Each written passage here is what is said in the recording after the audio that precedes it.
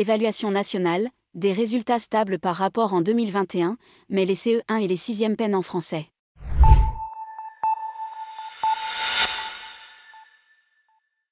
Le ministère de l'Éducation a publié ce vendredi les résultats des évaluations en classe de CP, CE1 et 6e. C'est un baromètre utile pour mesurer le niveau des élèves français.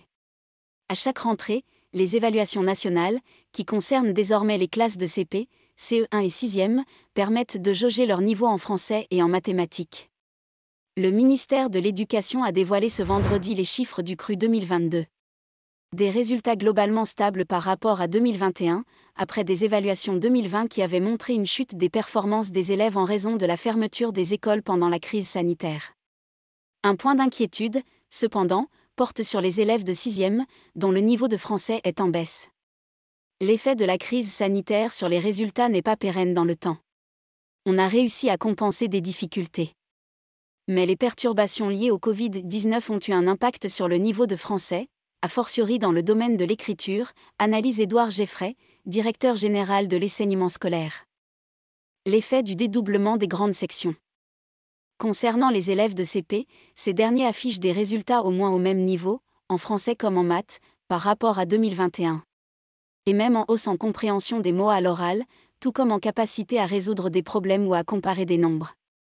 Les écarts de performance des élèves scolarisés en REP+, et ceux qui sont dans des écoles hors éducation prioritaire réduisent même fortement, dans les domaines, connaître le nom des lettres et le son qu'elles produisent, manipuler des phonèmes, comparer des nombres, et résoudre des problèmes.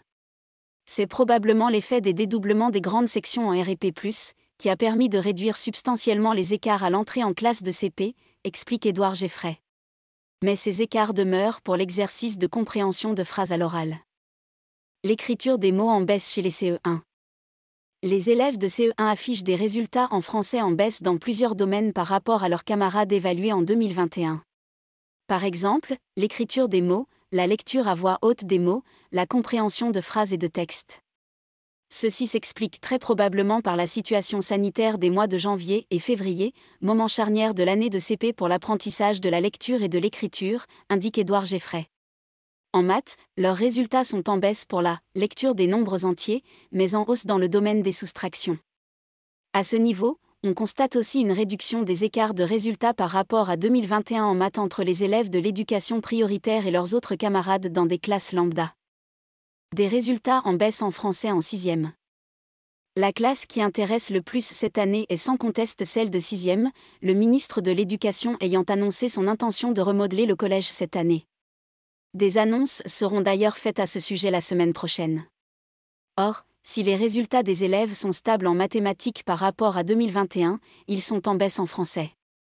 Leur score moyen dans cette matière est de 256,5 points, contre 260,8 points en 2021. Par ailleurs, la part des élèves dans les bas niveaux passe de 22,4% en 2021 à 27,1% en 2022.